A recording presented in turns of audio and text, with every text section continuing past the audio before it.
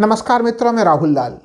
आज चर्चा करेंगे कि किस प्रकार एक पुरानी कहावत है अति सर्वत्र वर्जयित, यानी अति हमेशा जो है कि वो नुकसान पहुंचाता है, और उसी स्थिति में भारतीय जनता पार्टी का राम मंदिर का मामला पहुंच चुका है। जी हाँ, राम मंदिर मामले को भारतीय जनता पार्टी ने उसके मंदिर में प्राण प्रतिष्ठा के मामले को जितना बड़ा राजनीतिक कार्यक्रम बनाया, अब वह उतना ज़्यादा ही विवादास्पद कार्यक्रम हो चुका है। और अगर यह कह दिया जाए कि राम मंदिर के मामले से अंततः कहीं बीजेपी को नुकसान होने की स्थिति उत्पन्न हो रही है, तो यह मित्रों कोई अतिशयोक्तिपूर्ण स्थिति नहीं होगी। और जो मैं ऐसा कह रहा हूँ, इसके पीछे ठोस दावे और ठोस तर्कों को आप लोग देख सकते हैं। अगले कुछ मिनट में इसी की समीक्षा करेंगे।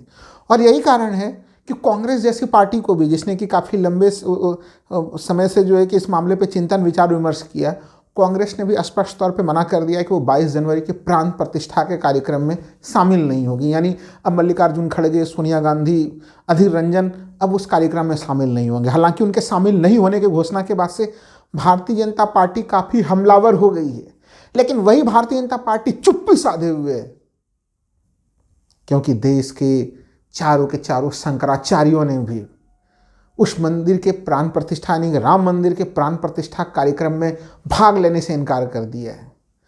हम लोग जानते हैं कि राम मंदिर का निर्माण माननीय सुप्रीम कोर्ट के आदेश के माध्यम से हो रहा है, और इसके लिए सुप्रीम कोर्ट ने प्रधानमंत्री कार्यालय से कहा था कि एक ट्रस्ट का निर्माण किया जाए।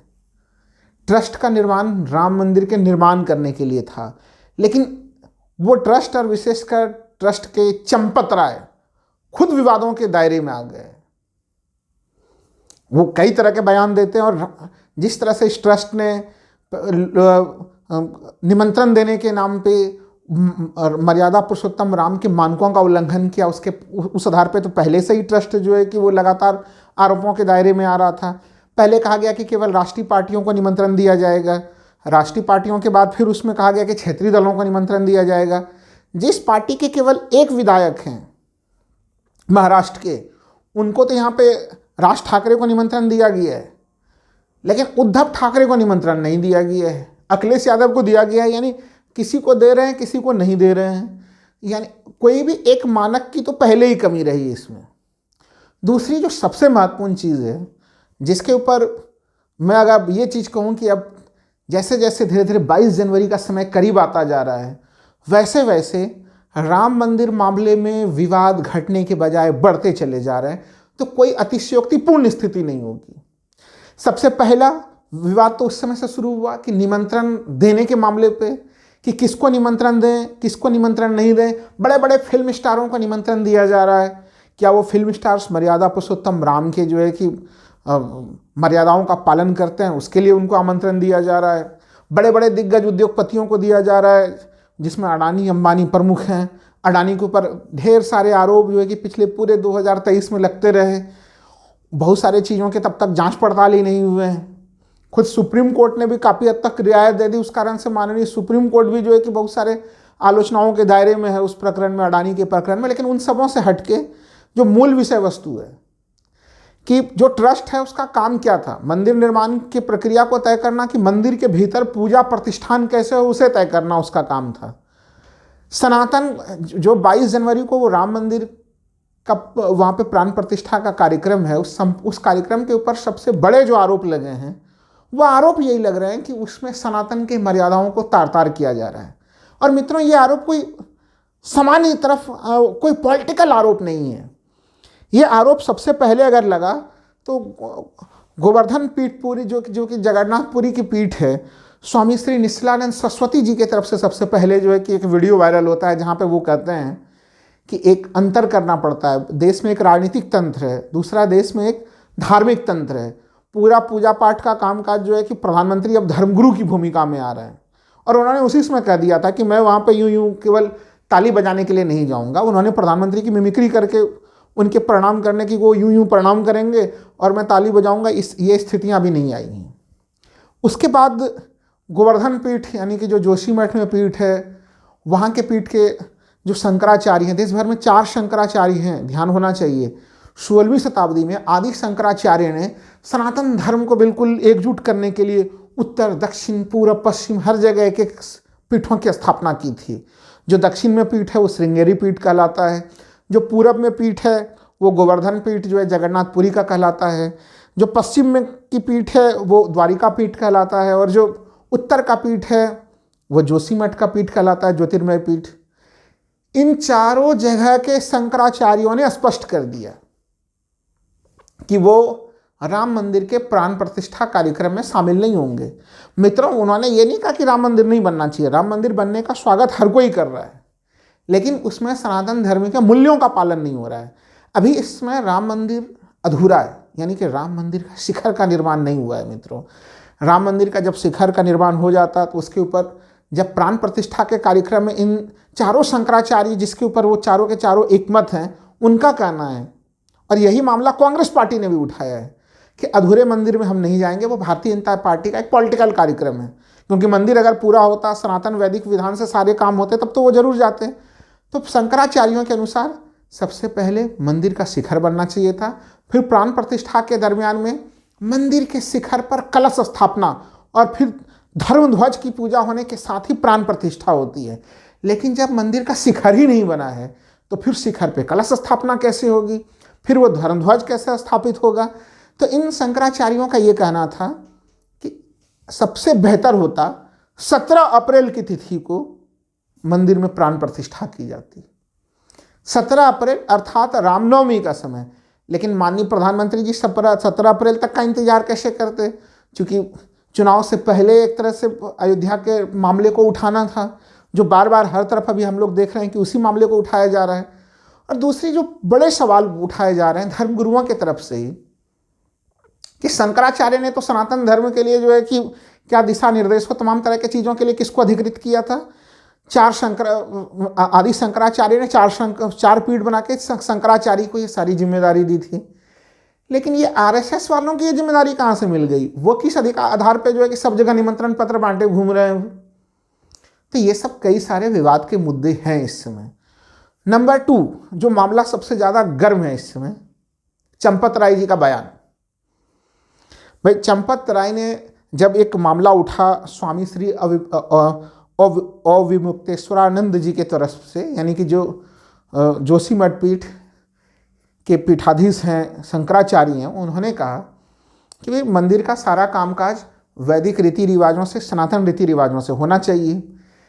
तब चंपत राय ने इसका जवाब क्या दिया, उन्होंने जवाब दिया कि शंकराचार्य कौन होते हैं, शंकराचार्य का क्या लेना देना है, यह तो रामानंद संप्रदाय का मंदिर है।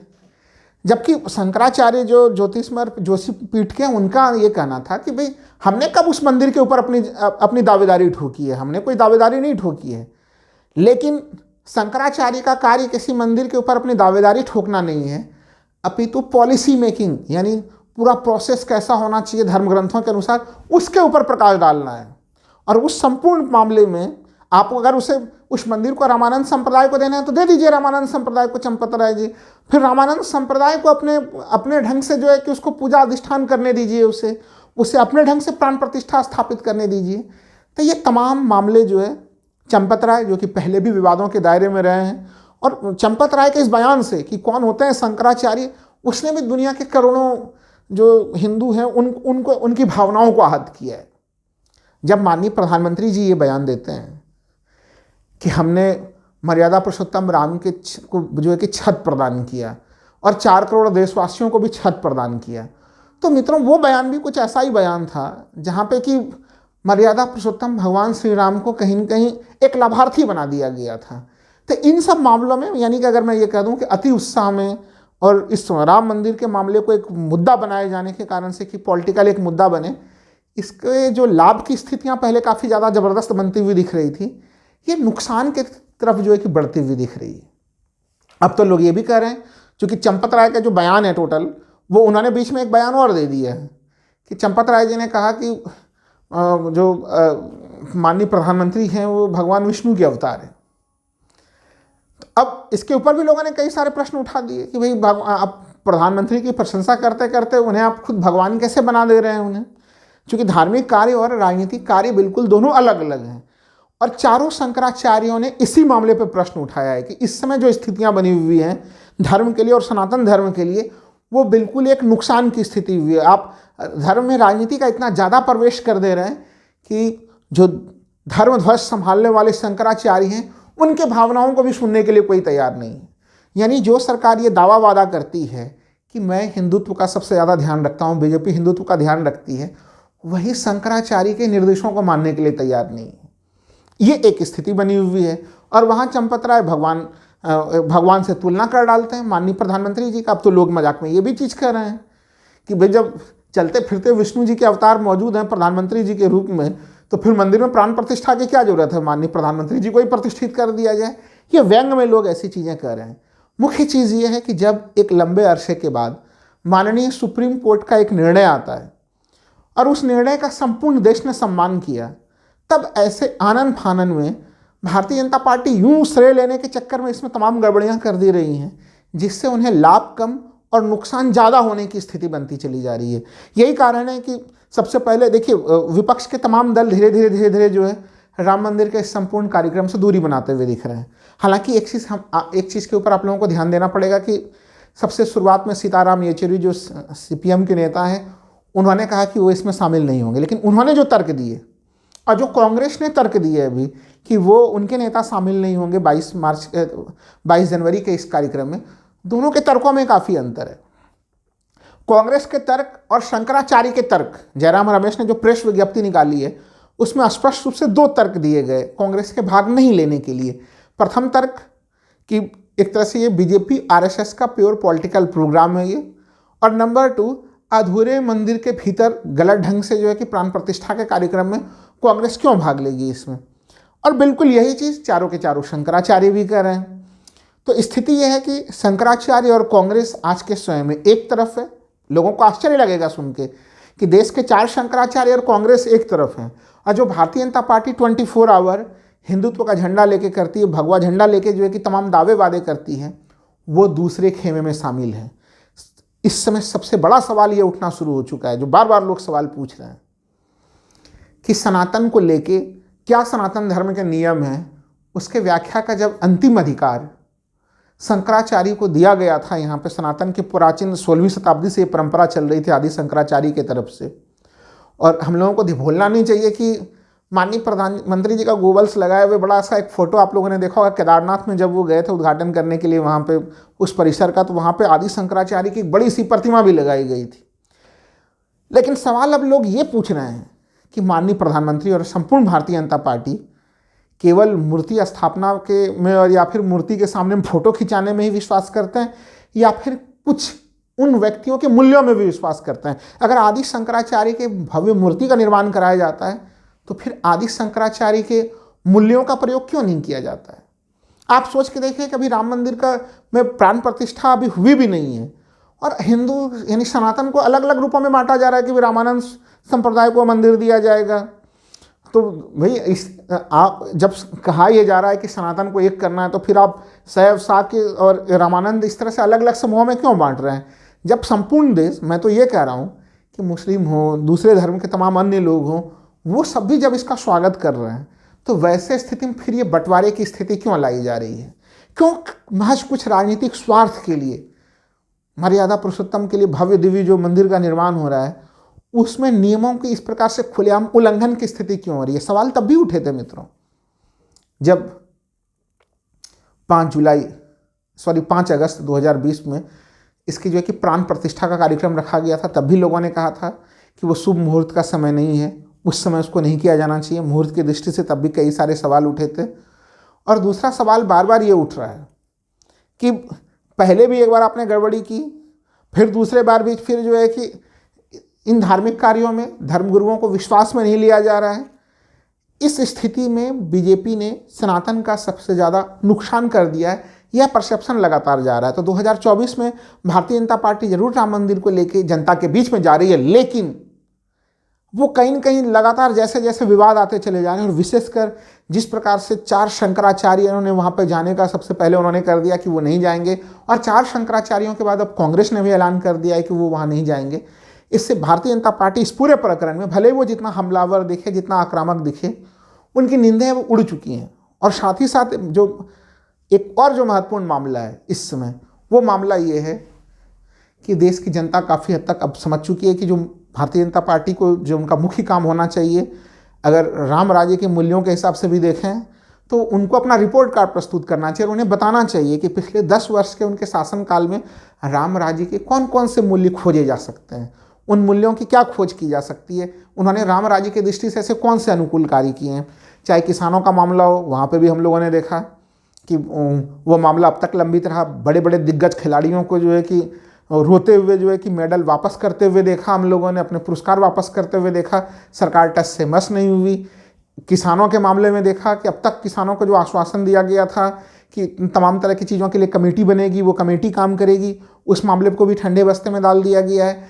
भारत एक तरह से दुनिया के उन चंद देशों में शामिल है जहाँ पे एजुकेशन के ऊपर सबसे भारी भरगम जो है कि टैक्स वसूला जा रहा है। तो क्या ये सब कोई राम राज्य के मूल्य वाली व्यवस्था कही जा सकती है? बहुत मुश्किल है। इसमें जनता के पास पॉकेट में पैसे नहीं है, यानी कि परचेजिंग पावर कैपेसिटी घटी हुई है, महंगाई बढ़ी हुई है, बेरोजगारी पिछले 45 वर्षों के चरम स्तर पे है। ये तमाम तरह के मुद्दे हैं और उस मुद्दों को छुपाने के लिए बीजेपी राम मंदिर का प्रयोग करना चाह रही थी। लेकिन वही कहते हैं ना कि अति सर्वत्र वर्जित के फॉर्मूले के कारण 4 शंकराचार्यों की नाराजगी ने बीजेपी को मित्रों मुश्किल में डाल दिया है। धन्यवाद।